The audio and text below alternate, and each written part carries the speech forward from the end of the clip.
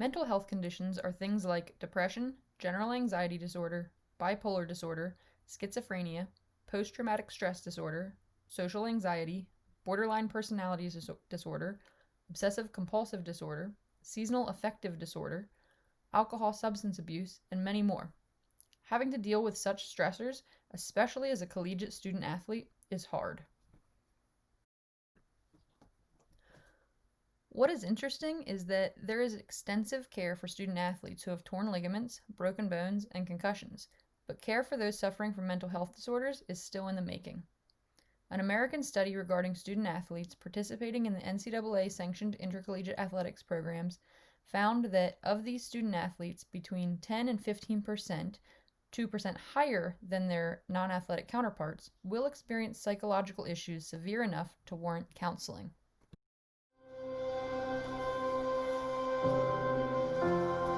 When I first started, I was like, what is truly wrong with you? Like, you're getting a free education. You're playing for the University of Oregon. You're winning a ton of games. You're going to championships. You're winning. Like, how are you feeling this way? Sometimes those things don't equate to happiness. Depression is an illness. I'm Derek Malone. I'm a former student athlete at the University of Oregon. And this is my story. Kind of tough to remember when, everything really kind of changed inside of me. I just remember one day something just felt off.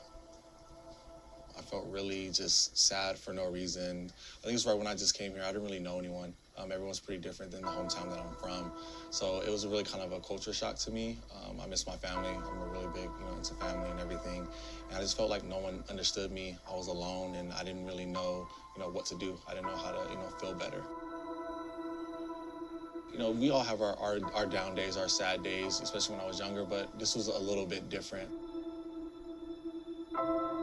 I knew it was more being homesick because I didn't really want to get out of bed. I lost a lot of motivation to do a lot of things, and I really isolated myself from a lot of different people. And that's really not like me. I'm a very sociable person, but I didn't want to be bothered. I walk around, facilities with my headphones in, not really talking to anybody, going to class, not really interacting with students or teachers, and that's just not like me. And I couldn't really quite figure out what was wrong with me. I think just being an athlete per se, we have this persona that you have to be tough, you have to be strong no matter what. I think the stigma was really did me a disservice for a very long time in my life, and it kind of weighs in on you sometimes. There's a lot of people pulling you a lot of different ways. You still have to go to class, go to tutoring, talk to the teacher after, do group projects, but you also have to do the other things on the athletic side as well, and go, especially if you want to get on the field. Just all that pressure all at once, I didn't know how to deal with it all. Mentally, I had a lot of stress barricading down on me, and I just really, truly couldn't handle it by myself. I think that's when I really just started feeling just down, just really down, and I just really couldn't explain it. I noticed a really big change in me. People were like, where have you been? I haven't talked to you in a while. People kept asking me over and over again, are you okay? What's up with you? I remember one time I even shaved my head just because I wanted something just different. And I was just like, wow, that's pretty extreme. And I was like, maybe I should talk to someone. Disregarding all the stigmas, I didn't really care at that point what people thought about me. I just really wanted just to fix what was wrong with me because I knew something was wrong, although I didn't know what it was. My parents got divorced when I was younger, and I was really, really sad. It was really hard on me. And I told my dad, I think I need to talk to someone. And he was like, no, you don't. You don't need to talk to anyone. You can talk to me. But he's not trained to deal with some of the issues that I was, that I was dealing with. So being older, I still had that thought back in my mind, you got to be strong. You don't need help. You can just talk to your family or something like that. But I talked to someone that's their profession. That's what they're supposed to do, is help people through these issues in life. I was scared. The stigma was scary. I didn't know what people would think. But once I hit basically rock bottom and I knew I needed help, I really didn't care. And even the first, maybe 2 months, talking with them about some of the issues I was going through, I wasn't always honest. I wasn't, pouring everything out. And I remember I was like, I'm not really seeing the results that I want to see. And then I called my therapist at the time and I said, I really want to dive into this. I want to be completely honest with you. I feel comfortable. I know you won't judge me, as a person. I'm going to be completely transparent with you, and let's see how this goes. And that was definitely the best thing I ever have done in my life so far. He helped me voice, what was wrong with me. He helped me voice things that I wanted in life and the changes I wanted to see. And he kind of like showed me different ways of thinking. He helped me really just see that I had people surrounding me that really did care about me, that genuinely wanted the best for me. My coach, DP, he really helped me a lot, just talking about life. Coach Health even brought me to his office, said he's noticed a little change in me, gave me some great advice about life and everything. And I was like, wow, these people are so busy with so many different things, getting pulled in different directions, and they're taking the time to talk to me about like my mental health, my life. I just felt like I could just breathe again. I would just wake up smiling. And then everything just changed to me. I just always just thought like just positive. Everyone's like, you're Mr. Positive now. That's a great way to view it. It's the most healthiest way. My coach was always preaching about positivity and the way your mind works and how important your mind is. And when I was younger, a freshman, I didn't believe any of that. I was like, okay, but everything he said was so true. Your mental capacity is the most important thing because your brain controls everything. When I opened up, I learned that I wasn't alone. I'm like, wow, everyone has the things that they're dealing with. Everyone's going through life. Everyone's having that journey through life. I think also just voicing to them that I was going through things, I learned that they're going through things as well, and we just talk things out. And then I try to tell them, like, go to therapy, talk to people. This is how, I've been. And they've done it. They've seen the greatest reward as well. The middle intercepted, Derek Malone, and Malone is going to score. It really saved my life to truly, get therapy, bypassing the stigma, not really caring what people think, because ultimately what I thought they were going to think, that's not what they thought at all. They thought I was strong for going to therapy. They thought I was strong for, voicing how I feel. They thought I was strong for, being a voice for people who, feel like they're alone as well. And then in terms, I've motivated a lot of people to really reach out for help and also, help me through my journey. Depression is an illness, and that's just basically what I want everyone to know, is that your mental health is so important, and there's so many avenues of where you can reach out and get help. And you shouldn't be afraid of stigmas, because a lot of people around you are feeling the exact same way you are. Mental wellness to me really means being the most complete version of yourself.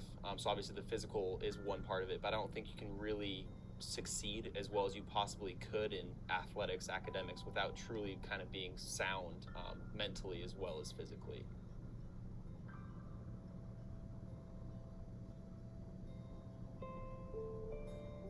It's hard being in college just to be a regular student in general, but it comes down to, are you taking care of yourself? Simple as nutrition and sleeping. If you can't take care of yourself, you can't function in a normal role, as far as performing as an athlete, performing as a student. So a lot of stress comes from that. It's overcoming that stigma and being able to come out as a student athlete and say, I'm dealing with a mental health issue and I need this help. And that's the challenge that we face as student athletes.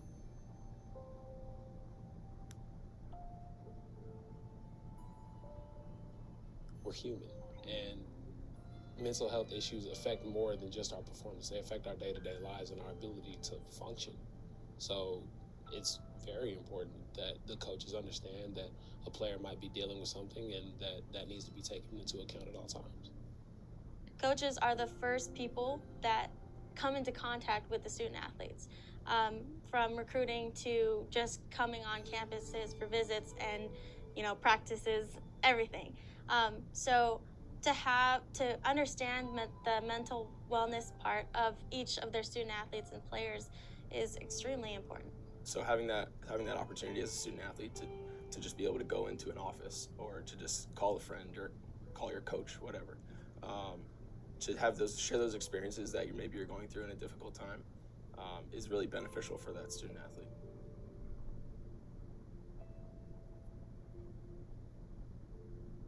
Just making sure that our student athletes have training, essentially. So just are more aware of the signs if a student athlete is going through something. That's something crucial that we can add to our campuses. Just awareness as a whole needs to get better, because we're working towards it and we're getting somewhere with mental health as a whole, but I just feel like there's still a lot more that we can do.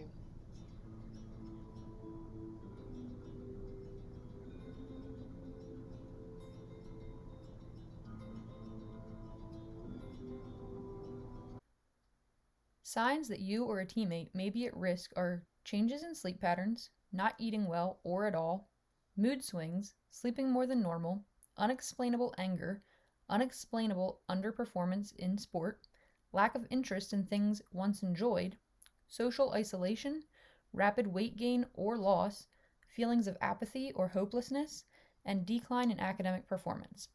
When you or a friend go through this, it may feel like there is no hope or no light at the end of a tunnel, but there is. Also, it is so important that you tell someone, like a doctor, trainer, mentor, or coach. Telling someone can change and potentially save a life. One thing that you can do is dedicate time to becoming a mindful student athlete. Bringing mindfulness into your life and athletics can improve your awareness of your physical sensations, thoughts, feelings, and the external environment. Improved awareness in these areas can help you tune into your performance. Hall of Famer tennis great Chris Evert said, 90% of my game is mental. It's my concentration that has gotten me this far. One of many ways to be mindful is through self-care. Self-care is a necessary part of human functioning. Here's a 4-part plan called the Self-Care Gas Tank to help promote self-care.